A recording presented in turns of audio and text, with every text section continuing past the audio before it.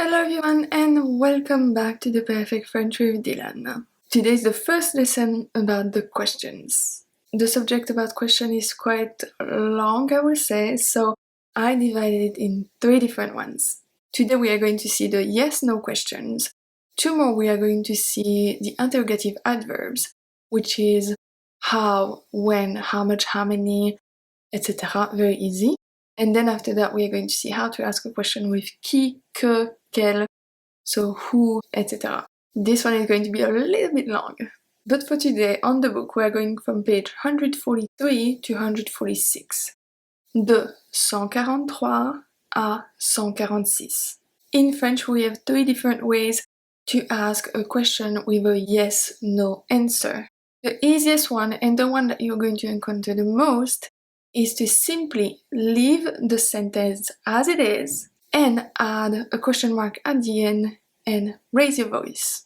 That's the one that you will encounter the most in spoken French, and let's be honest, that's the easiest one to make. So let's see. Tu es prête? Tu es prête? Tu es prête? Oui, je suis prête. Tu es prête? Oui, je suis prête. Elle peut venir avec nous? Elle peut venir avec nous? Non, elle ne peut pas venir avec nous. Non, elle ne peut pas venir avec nous. C'est disponible? C'est disponible? Oui, c'est disponible. Oui, c'est disponible. We are going to keep the same 3 questions to see the second type of questions, which is going to be a question with est-ce que. Est-ce que. Est-ce que is very easy to use. It is a little bit more formal than just raising your voice at the end, but it's really not that much. I use that in my everyday life, all the time. So we are simply going to add est-ce que in front of the subject. It's most likely going to be at the beginning of the sentence. It doesn't really have any meaning. It's like your do or does in English. Sometimes it doesn't have any meaning. Okay, it's just to build the question. So, tu es prête becomes est-ce que tu es prête? And it's pronounced est-ce que. Est-ce que. Est-ce que tu es prête? Est-ce que tu es prête? Oui, je suis prête.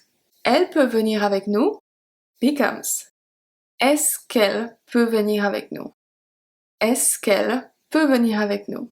So the QU apostrophe here, because we have elle. Starting with voyelle, so we remove the E at que.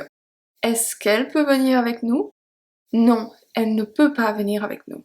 C'est disponible becomes est-ce que c'est disponible? Est-ce que c'est disponible? Oui, c'est disponible.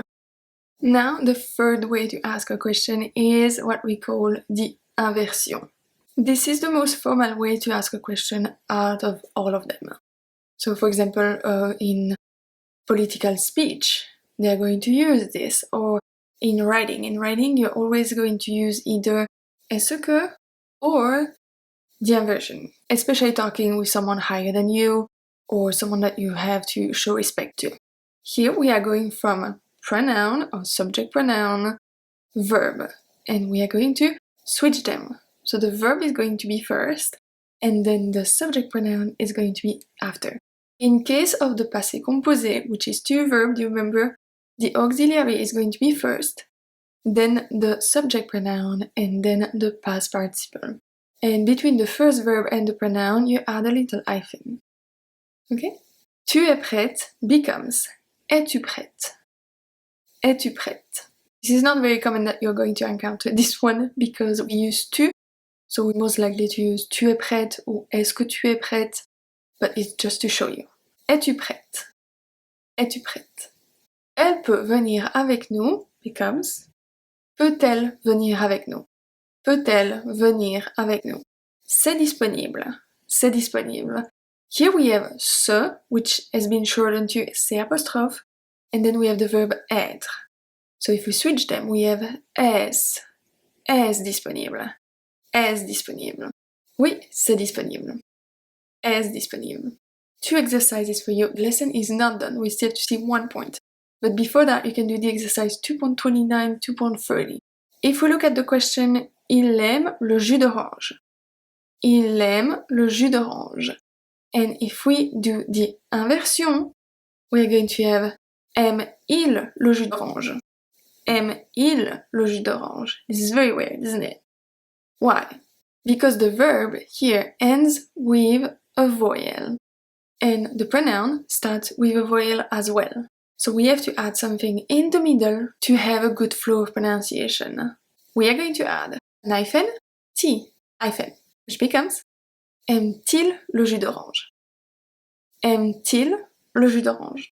The T doesn't have any meaning, it's simply there for a good flow of pronunciation.